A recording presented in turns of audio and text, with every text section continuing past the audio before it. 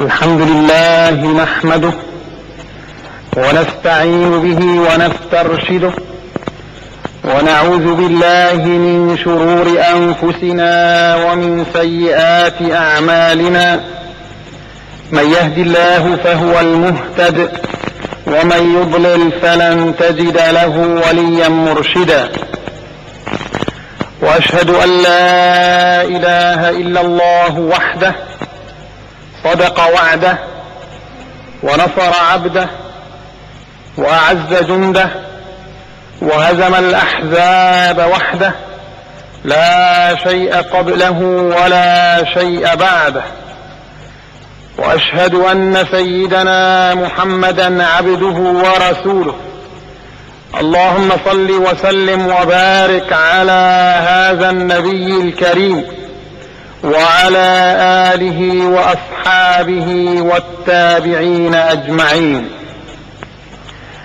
أما بعد، فيا أيها المؤمنون، لقد من الله سبحانه وتعالى على هذه الأمة بسيدنا محمد عليه الصلاة والسلام، ومن عليها كذلك بهذا الدين العظيم، بهذا الإسلام الكامل الجامع لجميع نواحي الحياة في صغيرها وفي كبيرها. ولقد صنع هذا الإسلام يوم أكرم الله به هذه الأمة، صنع رجالا أوفياء لدينهم ولعقيدتهم، فحملوا هذا النور في أنفسهم حملا كاملا، وخضعوا له في جميع مجالاتهم، ثم كانوا خير دعاة في المجتمع إلى هذا النور الذي أكرمهم الله عز وجل به. لقد كان الإسلام أيها المؤمنون في حياة أولئك الذين يعتنقونه ويدينون به كان نقطة تحول واضحة في حياتهم، وكان نقلة كاملة من حياة إلى حياة، ومن وضع إلى وضع. كان نقطة تحول من الظلام إلى النور، ومن الجهل إلى العلم، ومن الضلال إلى الهدى. وكان تحولا كاملا كذلك من الجاهلية إلى الإسلام. ولقد تنبه إلى ذلك المسلمون الأولون وفقهوا دينهم، وعلموا أنه لا التقاء بين جاهليتهم وبين إسلامهم، وعلموا كذلك أن هذا الإسلام إنما هو مغاير كل التغاير لجميع الأوضاع والظروف والقوانين، فإن الإسلام إنما هو دين الله. أما غير الإسلام من أحكام أو نظم أو أوضاع فإنها ما أنزل الله بها من سلطان. من هنا نرى أن هؤلاء الكرام الذين اعتنقوا دين الإسلام إنما كان نقطة تحول واضحة في حياتهم. فكان المسلم عندما يعتنق الإسلام ويدين به هو غير الرجل الذي كان قبل الإسلام وأفكاره تغاير الأفكار السابقة، وإنما ينطلق من منهج جديد في حياته لا يلتقي مع منهجه السابق الذي كان يدين به. ولقد فهم صحابة رسول الله صلى الله عليه وسلم أن كل أمر كانوا فيه في جاهليتهم وفي أوضاعهم السابقة قبل أن يكرمهم الله عز وجل بهذا الدين الحنيف، فهموا أن كل صلة بجاهليتهم إنما هي من رواسب الكفر والضلال. فكان أحدهم إذا وصم بأنه فيه شيء من الجاهلية شق عليه هذا الأمر، وأخذ من نفسه مأخذا عظيما، وحاول ما في وسعه لكي يقتلع بذور الجاهلية ورواسب الضلال والفساد من قلبه. فهذا هو سيدنا أبو ذر رضي الله عنه يختصم مع سيدنا بلال في أمر من الأمور، وتقع بينهم شيء من الخصومة والمعاداة في الكلام والموقف، فما كان من سيدنا أبي ذر وهو في ساعة غفلة معينة إلا أن انطلق لسانه معيرا بلالا رضي الله عنه بقوله: اذهب يا بلال، اذهب يا ابن السوداء. وهكذا الناس كانوا في جاهليتهم يعير بعضهم بعضا باللون أو الحسب أو المال أو النسب. أما في حياة الإسلام فلا حسب ولا نسب ولا مال ولا جاه، إن أكرمكم عند الله أتقاكم. وشق ذلك على سيدنا بلال رضي الله عنه، فسارع وقد انكسر قلبه إلى رسول الله صلى الله عليه وسلم وقال: يا رسول الله، إن أبا ذر عيرني بأمي وقال لي: اذهب يا ابن السوداء. فغضب الرسول عليه الصلاة والسلام غضبا شديدا، وكان عليه الصلاة والسلام لا يغضب إلا إذا انتهكت حرمات الله، فما كان من الرسول صلوات الله وسلامه عليه إلا أن استدعى أبا ذر رضي الله عنه وقال له معاتبا مبينا موضحا: يا أبا ذر، أعيرته بأمه؟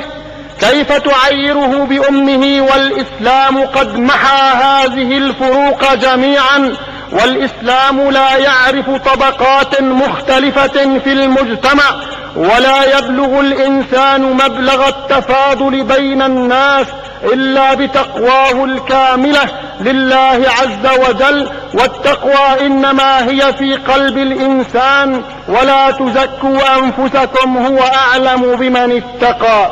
قال: يا أبا ذر، أعيرته بأمه؟ إنك امرؤ فيك جاهلية، أي إنك امرؤ فيك بقايا ورواسب معينة من حياة الجاهلية التي لا يرضى عنها الله ولا يعترف بها الإسلام ولا بشكل من الأشكال. إنك امرؤ فيك جاهلية.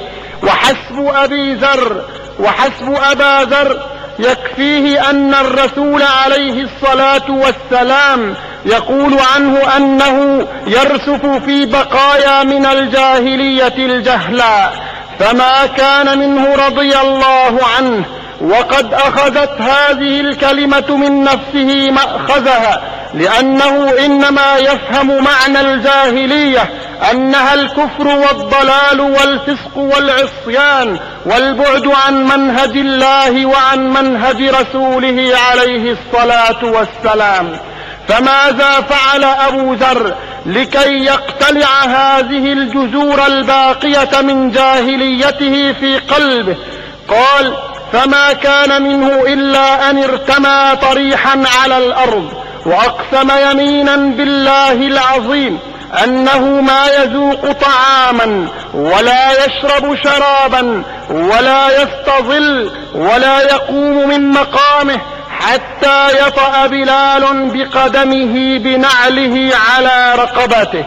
فما كان من سيدنا بلال وهو الشفوق بأخيه المؤمن إلا أن قال: قم يا أخي فلقد عفوت. قال: والله لا أقوم حتى تطأ بنعلك على رقبتي. فوطأ بلال رضي الله عنه بنعله على رقبة أبي ذر وطئا رفيقا لطيفا، ثم قام وقد اقتلعت جذور الجاهلية من نفس أبي ذر، وربى الإيمان في قلبه، وتعانقا وتصافيا. هكذا أيها المؤمنون كان يفهم المؤمنون الأولون معنى الجاهلية ومعنى الإسلام، ويعلمون علم اليقين أنه لا التقاء بين جاهلية وإيمان، وبين كفر ونور، وبين جهل وعلم، ولا بموقف من المواقف التي ينطلق الناس بها في حياتهم. أما اليوم فما أكثر التداخل في حياة المسلمين. ترى كثيرا من المسلمين يرسفون في جهلهم بل في جاهليتهم، وتراهم يرسفون في ظلامهم وينطلقون في ميادين كثيرة في حياتهم عن غير منهج الله ورسوله.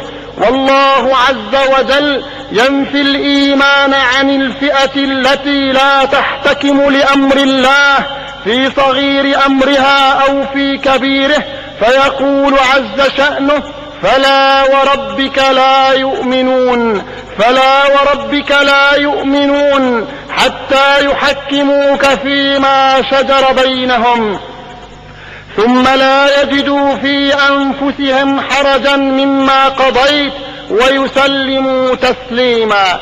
هذا التداخل والتناقض الذي نراه واضحا مستبينا اليوم في حياة كثير من المسلمين إنما سببه الجهل بمفاهيم الإسلام والجهل بأحكام الشريعة الإسلامية، وكذلك الجهل بما يفهم من معنى الجاهلية من أوضاع فاسدة وتخلف في الأوضاع والأحكام والمنطلقات التي ما يرتضيها الله سبحانه وتعالى لعباده المؤمنين.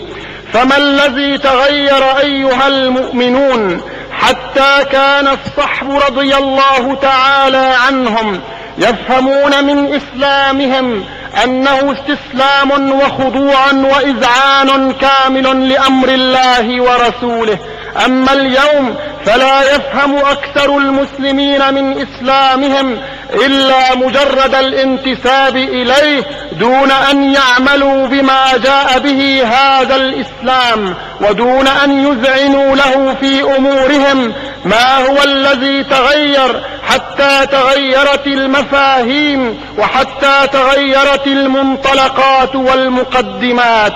لقد كان صحابة رسول الله صلى الله عليه وسلم إنما يستقون في ثقافتهم وفي دينهم وفي إسلامهم من منبع صاف أصيل، إنما كانوا يتلقون شريعتهم عن الله ورسوله. أما اليوم فكثير من المسلمين يكونون ثقافات فكرية معينة عن الإسلام والمسلمين من غير أبناء الإسلام والمسلمين. كثير أولئك الذين يقرؤون في كتب المستشرقين ويدينون ويأخذون أحكاما وأوضاعا عن الإسلام وأهله، من أولئك الذين بعدوا عن الإسلام بعدا كاملا. قد يسمح الإسلام أيها المؤمنون أن يستقي المؤمنون علومهم الكونية كالفيزياء والطب والكيمياء مثلا من أناس غير مسلمين أو من مسلمين غير أتقياء. أما أن يسمح الإسلام لمعتنقيه أن يأخذوا دينهم وأحكام إسلامهم وشريعتهم من غير المسلمين أو من مسلمين غير أتقياء ولا أمناء على دينهم، فهذا ما لا يرتضيه الإسلام لأبنائه. إن هذا الإسلام دين، فاعلموا عمن تأخذون دينكم، وإنه أمانة، فانظروا عمن تأخذون أمانتكم. لقد توزع مشارب الناس وتوزعت وتعددت مصادر استقاء علومهم، فخرج من ذلك مزيج معين من أفكار إسلامية ومن أفكار لا تمت إلى الإسلام بصلة، فخرج حصيلة ذلك مجموعة أحكام تعرف منها وتنكر، وفي كثير منها لا تلتقي مع الإسلام في شيء قليل ولا كثير. وكذلك كان صحابة رسول الله صلوات الله وسلامه عليه إنما يفهمون أحكام الله عز وجل وأحكام النبي صلى الله عليه وسلم إنما هي أوامر تلامس حياتهم، فكانوا يتلقونها ويعكسونها إلى سلوك وإلى تنفيذ كامل في حياتهم.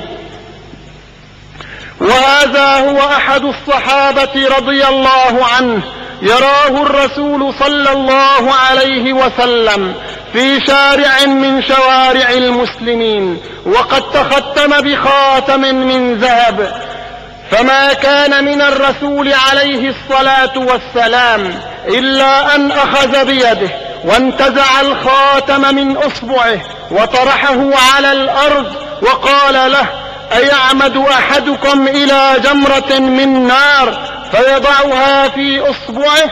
ثم ولى النبي عليه الصلاة والسلام، وانطلق هذا الرجل وترك خاتمه على الأرض، فقال له الناس: يا هذا خذ خاتمك انتفع به، إنما نهاك رسول الله صلى الله عليه وسلم عن التختم به ولم ينهك عن الانتفاع به.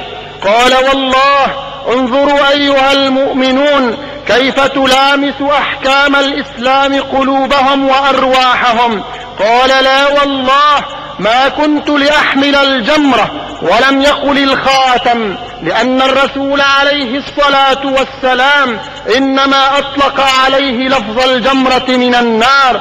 قال: لا والله ما كنت لأحمل الجمرة بعد أن طرحها رسول الله صلى الله عليه وسلم بيده. أما اليوم فأين هؤلاء المنفذون لأمر الله ورسوله؟ ترى كثيرا من المسلمين قد يحتكمون إلى شريعتهم في بعض الأمور، ولكنهم يذعنون متى؟ إنهم يذعنون لأمر الله ورسوله إذا وافق الأمر أهواءهم وعقولهم.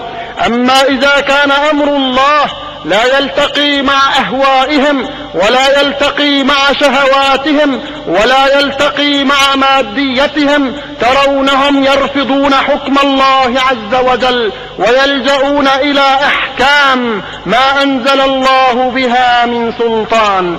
هكذا الفرق واضح بين من يتلقى القرآن لكي ينفذه في واقعه، وبين من يقرأ القرآن وهو يرتله ويتنغم بجرسه ونغمه. هكذا وقع المسلمون اليوم في تناقضات عجيبة وفي منطلقات خاطئة في حياتهم. كان صحابة رسول الله صلى الله عليه وسلم ما يزيدون على 10 آيات من القرآن الكريم، ما كانوا يكثرون القراءة كما نفعل نحن اليوم، نكثر القراءة ولا نفقه شيئا من القرآن الكريم، ورب تال للقرآن والقرآن يلعنه. وقد نرى كثيرا من القارئين للقرآن وهم يتلون آية عذاب أو لعنة أو سخط من الله، وتراهم يهتزون طربا ويميلون ميلا، ولا يعلمون أن العذاب إنما يكمن في كلام الله عز وجل. فكان صحابة رسول الله ما يجاوزون 10 آيات يأخذونها فيذهبون إلى أنفسهم فيحفظونها ويفقهونها وينفذونها ويجسدونها إلى سلوك في واقعهم وفي حياتهم أسوة برسول الله صلى الله عليه وسلم. وذلك عندما سئلت السيدة عائشة رضي الله تعالى عنها عن خلق النبي عليه الصلاة والسلام فقالت: كان خلقه القرآن، أي كان عليه الصلاة والسلام قرآنا متحركا في جميع أحواله، في أخلاقه، في طعامه وشرابه، في سياسته وإدارة أموره، كان ينطلق من مشكاة القرآن الكريم. أما اليوم فأين أثر القرآن في حياة المسلمين؟ لقد جهل المسلمون كتاب ربهم وقصروه على مناسبات معينة يتلونه آناء الليل وأطراف النهار دون أن تتفاعل معه نفوسهم، دون أن تلتقي به أرواحهم وقلوبهم، وكأن هذا القرآن إنما هو كتاب نزل على غيرهم. فترى القرآن الكريم يأمرهم وينهاهم وهم عن ذلك غافلون معرضون. وكذلك أيها الإخوة كان الصحابة رضي الله تعالى عنهم إذا دخل أحدهم الإسلام رمى على عتباته بكل معاني الجاهلية، فهو يعلم أن هذا الإسلام إنما هو دين الله، إنما هو دين السماء، أما أوضاع الأرض، أما دين العباد فلا يلتقي مع الإسلام في شيء. كانوا يحررون أنفسهم من عبادة العباد إلى عبادة الله وحده. وهكذا الإسلام إنما جاء ليحرر الأمم من عبادة غير الله ويقصرهم، بل يجمعهم على عبادة الله الواحد الأحد.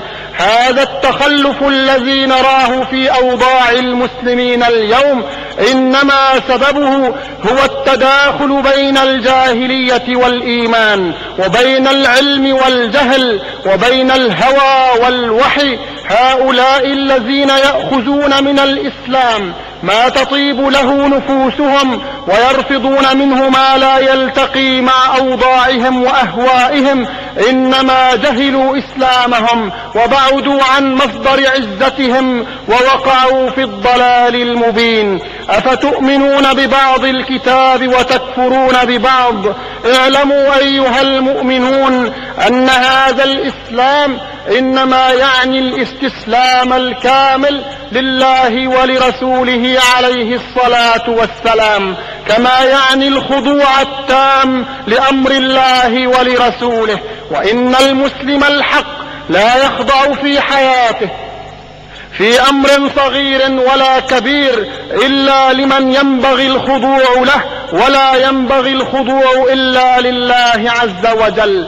وهؤلاء الذين يستقون من في حياتهم من مصادر ما يرتضيها الله إنما يخضعون في ذلك لغير الله عز وجل، ويقعون بسبب ذلك في تخلف مرير في أوضاعهم سواء في دنياهم أو في أخراهم. فإن هذا التنكب عن طريق الإسلام وعن منهج النبي عليه الصلاة والسلام إنما يؤدي إلى فساد في الأوضاع في هذه الحياة الدنيا، واضطراب كذلك في الحياة، ولعذاب الآخرة أكبر لو كانوا يعلمون. ومن أعرض عن ذكري فإن له معيشة ضنكا، أي في الدنيا. ومن أعرض عن ذكري فإن له معيشة ضنكا ونحشره يوم القيامة أعمى. قال رب لم حشرتني أعمى وقد كنت بصيرا. قال كذلك أتتك آياتنا فنسيتها وكذلك اليوم تنسى. فتنبهوا إلى ذلك أيها الإخوة المؤمنون، واعلموا أنه لا سبيل لسعادة الإنسان إلا إذا خضع لأمر الله، إلا إذا دان بدين الإسلام. إن الدين عند الله الإسلام، ومن يبتغي غير الإسلام دينا فلن يقبل منه وهو في الآخرة من الخاسرين. فعودوا إلى إسلامكم واعلموا أنه إنما هو دين الله، واعلموا أنه لا يأتيه الباطل من بين يديه ولا من خلفه، واعلموا أنه المحجة البيضاء التي ترككم عليها الرسول صلوات الله وسلامه عليه، والتي ليلها كنهارها ما يزيغ عنها إلا زائغ. اعلموا أن هذا الإسلام إنما هو خضوع، فاخضعوا لأمر إسلامكم تكتب لكم العزة في الدنيا والعزة في الآخرة. وعد الله الذين آمنوا منكم وعملوا الصالحات ليستخلفنهم في الأرض كما استخلف الذين من قبلهم وليمكنن لهم دينهم الذي ارتضى لهم وليبدلنهم من بعد خوفهم أمنا وكان حقا علينا نصر المؤمنين. أقول هذا القول وأستغفر الله لي ولكم ولسائر المؤمنين. الحمد لله حمدا كثيرا طيبا مباركا فيه، لك الحمد يا رب كما تحب وترضى، حمدا يليق بجلال وجهك وعظيم سلطانك. سبحانك لا نحصي ثناء عليك أنت كما أثنيت على نفسك. وأشهد أن لا إله إلا الله وحده لا شريك له، وأشهد أن سيدنا محمدا عبده ورسوله. اللهم صل وسلم وبارك على هذا النبي الكريم المبعوث رحمة للعالمين وعلى آله وأصحابه أجمعين. أما بعد، فيا أيها المؤمنون، لقد جاء في الحديث الشريف: إنه لا يصلح آخر هذه الأمة إلا بما صلح به أولها. إنه لا يصلح آخر هذه الأمة إلا بما صلح به أولها. فبأي شيء صلح أولها أيها الإخوة المؤمنون حتى يعود المسلمون إلى هذا الشيء الذي كان سببا في صلاحها في البداية فيكون سببا في صلاحها في النهاية؟ ألا إن هذه الأمة إنما صلح أولها بإيمان كامل بالله عز وجل وتصديق ويقين وإذعان لأمر الله ورسوله. كانوا لا يرتابون في أمر الإسلام، كانوا يخضعون لكل أمر بل لكل إشارة من إشارة النبي عليه الصلاة والسلام. تحرروا في أنفسهم أيها المؤمنون من عبودية غير الله وتحققوا بعبوديتهم الكاملة لله وحده، فنصرهم الله وأعزهم وأخذ بيدهم إلى مصادر العزة والقوة والكرامة. هذا هو الذي كان سببا في صلاح المسلمين الأولين. فإذا أردنا العزة لديننا أيها المؤمنون، وإذا أردنا